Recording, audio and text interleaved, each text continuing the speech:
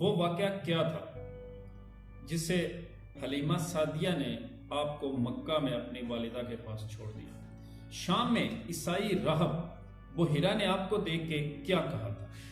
میں ہوں Mustansir Shahzad, Islamic history with MS میں آپ کو خوش آمدید کرتا ہوں۔ دوستو، آج کی اس ویڈیو میں ہم یہی تذکرہ کریں گے۔ سب سے پہلے سٹارٹ کرتے ہیں اپنے اس واقعے سے جس سے متاثر ہو کے حلیمہ سعدیہ نے آپ کو مکہ اپنے والدین کے پاس چھوڑ دیا۔ جب آپ کی عمر 4 سال تھی تو حلیمہ سعدیہ اس واقعے کو کچھ یوں بیان کرتی ہیں کہ ایک دن میرے بیٹے پریشانی کے عالم میں دوڑے دوڑے گھر آئے اور گھر آ کے مجھے بتایا کہ ہمارے قریشی بھائی کو 2 آدمی پکڑ کے لے گئے۔ حلیمہ سعدیہ بیان کرتی ہیں کہ میں اور میرا شوہر حارث ہم دونوں دوڑتے ہوئے جنگل میں گئے جہاں پہ یہ واقعہ رونما ہوا تھا۔ کیا دیکھتے ہیں کہ آپ صلی اللہ علیہ وآلہ وسلم پریشانی کے عالم میں کھڑے ہیں۔ آپ کا رنگ زرد پڑا ہوا تھا۔ میں نے جا کے آپ کو گلے سے لگا لیا اور آپ سے پوچھا کہ کیا ہوا ہے؟ آپ صلی اللہ علیہ وآلہ وسلم نے جواب دیا کہ 2 سفید پوش آدمی آئے، مجھے پکڑا اور مجھے پکڑ کے سائڈ پہ لے گئے، مجھے لٹا کے میرے سینے کو چاک کیا، اس میں سے دل نکالا، دل میں سے پھر کوئی تھوڑی سی چیز نکال کے اپنے ساتھ لے گئے۔ حلیمہ سعدیہ بیان کرتی ہیں کہ میں نے آپ صلی اللہ علیہ وآلہ وسلم کے سینہ مبارک کو دیکھا، وہاں پہ مجھے خون یا کچھ بھی نظر نہ آیا تو میں ڈر گئی۔ میں سمجھی کہ شاید بچے پہ کسی جن یا کسی اس طرح کی چیز کا اثر ہو گیا۔ اس واقعے کے بعد میں اتنی ڈر گئی کہ میں نے بچے کو اپنے پاس رکھنا مناسب نہ سمجھا اور اسے مکہ میں اس کے والدین کے پاس لے گئی۔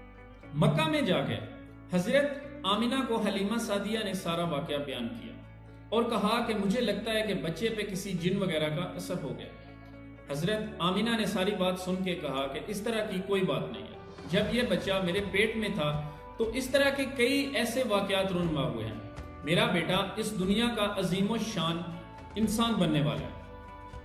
اس کے بعد دوستو، آپ 2 سال تک اپنی والدہ کی کفالت میں رہے۔ جب آپ صلی اللہ علیہ وآلہ وسلم کی عمر مبارک 6 سال تھی تو حضرت آمینہ آپ کو لے کے مدینہ منورہ اپنے رشتہ داروں کے ہاں گئی۔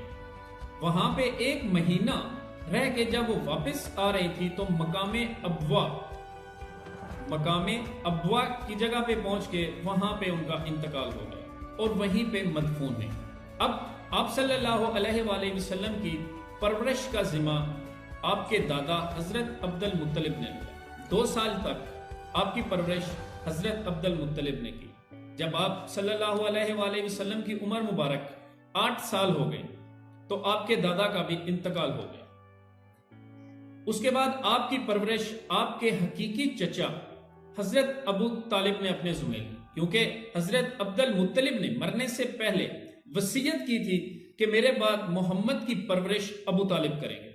آپ کے چچا ابو طالب نے آپ کی پرورش نہایت عمدہ اور اچھے طریقے سے کی۔ وہ آپ کو اپنے بیٹوں سے بھی زیادہ عزیز رکھتے تھے، ہر وقت اپنے ساتھ رکھتے، اپنے پاس سلاتے اور اپنے ہاتھوں سے کھانا کھلاتے تھے۔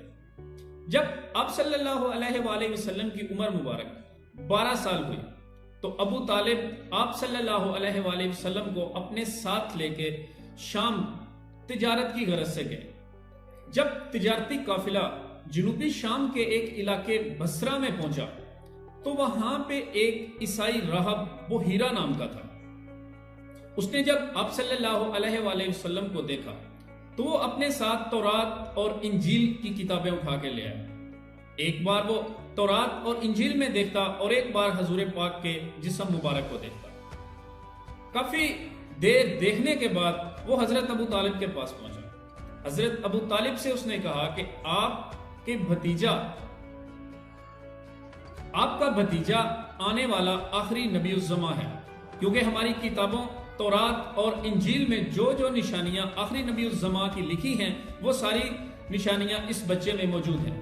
بہتر ہے کہ آپ اس کو اپنے ساتھ شام آگے نہ لے کے جائیں، کیونکہ اہل یہود نے اگر آپ کو دیکھ لیا تو وہ آپ کی جان کے در پہ ہو جائیں گے، اس لیے آپ اسے واپس مکہ بھیج دیں۔ حضرت ابو طالب یہ بات سن کے ڈر گئے اور انہوں نے آپ صلی اللہ علیہ وآلہ وسلم کو واپس مکہ بھیج دیا۔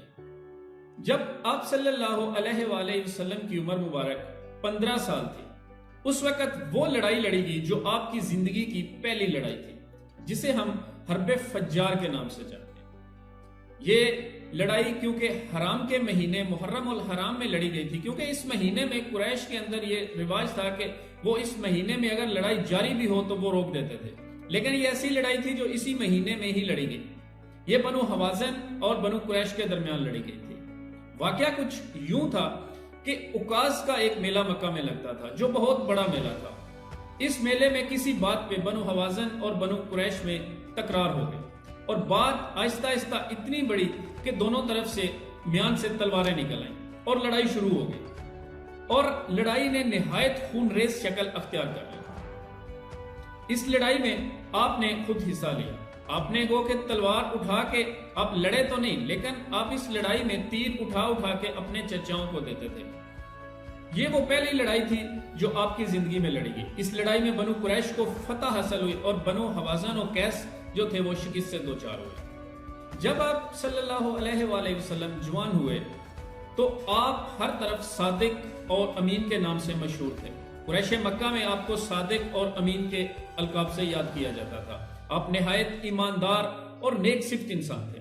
آپ نے تجارت کو اپنا پیشہ بنایا اور مختلف تجارتی سامان لے کے آپ مختلف علاقوں میں تجارت کی غرض سے جاتے۔ جب آپ کی عمر مبارک 25 سال تھی تو اس وقت ایک بار آپ حضرت خدیجہ رضی اللہ تعالی عنہ کا مال لے کے شام کی طرف گئے۔ اس سفر میں خدیجہ کا غلام میسرہ بھی آپ کے ساتھ موجود تھا۔ واپسی پہ اس نے حضرت خدیجہ کو آپ کے اخلاق، آپ کی ایمانداری کے متعلق بتایا۔ حضرت خدیجہ پہلے قریش مکہ سے بھی آپ کی تعریف سن چکی تھی، اپنے غلام سے بھی آپ کی تعریف سننے کے بعد وہ اتنی متاثر ہوئی کہ انہوں نے آپ کو نکاح کا پیغام بھجوا دیا۔ یہاں پہ دوستو آپ کو ایک بات اور بتاتا چلوں کہ حضرت خدیجہ جو تھی وہ قریش مکہ کی ایک بیوہ خاتون تھی۔ ان کی اس سے پہلے 2 شادیاں ہو چکی تھی۔ آپ صلی اللہ علیہ وآلہ وسلم نے اپنے چچا حضرت ابو طالب سے مشورے کے بعد اس پیغام کو قبول کر لیا۔ یوں 25 سال کی عمر میں آپ کی شادی حضرت خدیجہ سے طے پا گئی۔ اس وقت آپ کی عمر مبارک 25 سال اور حضرت خدیجہ کی عمر 40 سال تھی۔ یہاں پہ دوستو ایک بات اور آپ کو بتاتا چلوں کہ آپ کی جتنی اولاد مبارک تھی وہ ساری حضرت خدیجہ میں سے تھی۔ صرف ایک بیٹے حضرت ابراہیم علیہ السلام جو حضرت ماریہ قبطیہ کے وطن سے تھے۔ آپ کی حضرت خدیجہ سے 4 بیٹیاں اور 3 بیٹے تھے۔ آپ کی بیٹیوں کے نام حضرت زینب، حضرت رقیہ، حضرت ام کلثوم اور حضرت فاطمہ تھے۔ آپ کے بیٹوں کے نام طیب، عبداللہ اور قاسم تھے۔ آپ کے سارے بیٹے جو تھے وہ بچپن میں ہی وفات پا گئے تھے۔ جب آپ کی عمر مبارک 35 سال ہوئی تو دوستو ایک ایسا واقعہ رونما ہوا جس سے قریش مکہ نے آپ کی حاکمیت کو تسلیم کیا۔ وہ واقعہ کچھ یوں تھا کہ قریش مکہ جو تھے وہ خانہ کعبہ کی تعمیر کر رہے تھے۔ تو جب تعمیر آخری مراحل میں ہوئی، حجرہ اسود کو نصب کرنے کا معاملہ آیا تو ہر ایک سردار کا ارادہ تھا کہ یہ بابرکت سعادت میرے حصے میں آئے۔ یوں بات بڑھتی بڑھتی خون ریزی تک پہنچ گئی۔ ہر طرف سے تلواریں نکل آئیں اور ہر ایک کہتا تھا کہ میں افضل ہوں اور حجرہ اسود کو میں ہی نصب کروں گا۔ اس وقت ابو امیہ بن مغیرہ نے ایک تجویز پیش کی۔ اس نے کہا کہ یوں لڑنے سے کوئی فائدہ نہیں ہے، نہ ہی بات حل ہوگی۔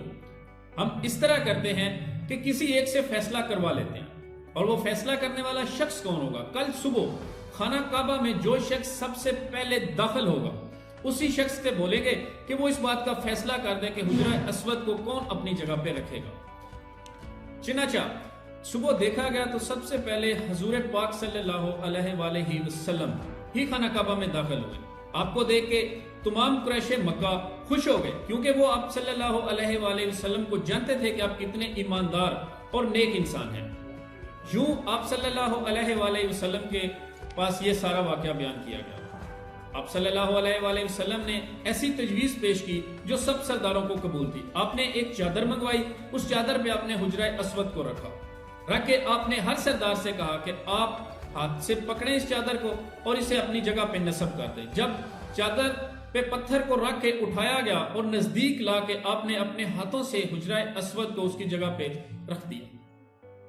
یہ ایسا واقعہ تھا جس سے قریش مکہ اتنے متاثر تھے کہ آپ نے نہایت حکمت سے سارے معاملے کو حل کر دیا، یوں قریش مکہ آپ کی حاکمیت کے قائل ہو گئے۔ دوستو اس واقعے کے بعد آپ صلی اللہ علیہ وآلہ وسلم زیادہ عرصہ تنہائی میں رہتے تھے۔ آپ ہر وقت اللہ تعالیٰ کی عبادت کی طرف مشغول رہتے تھے۔ پہلی وحی آنے کے بعد آپ کی کیفیت کیا تھی؟ سب سے پہلے اسلام کس نے قبول کیا؟ وہ کون سے صحابی تھے جنہوں نے اسلام کی خاطر سب سے پہلے میان سے تلوار نکالی؟ اور اسلام کی خاطر سب سے پہلے شہید ہونے والے شخص کون تھے؟ دوستو یہ سب کچھ ہم ڈسکس کریں گے اپنی سیریز کی نیکسٹ ویڈیو کے اندر۔ امید ہے آپ لوگوں کو ہماری آج کی ویڈیو بہت ہی زیادہ پسند آئے گی۔ اس حوالے سے اگر آپ لوگوں کی کوئی بھی رائے ہو تو ہمیں کمنٹ باکس کے اندر ضرور بتائیے گا۔ اگر آپ لوگوں کو ہماری ویڈیو اچھی لگے تو اسے لائک کیجئے، اپنے دوستوں اور فیملی ممبر کے ساتھ ضرور شیئر کیجئے۔ جاتے جاتے دوستو ہمارے چینلز کو ضرور سبسکرائب کریں اور ساتھ میں لگے بیل آئیکن کو بھی ضرور پریس کریں تاکہ ہماری جو بھی نئی ویڈیو اپلوڈ ہو اس کی نوٹیفیکیشن آپ لوگوں تک پہنچ سکے۔ تو دوستو ملتے ہیں اپنی سیریز کی نیکسٹ ویڈیو کے اندر، دیجیے مجھے اجازت، اللہ حافظ۔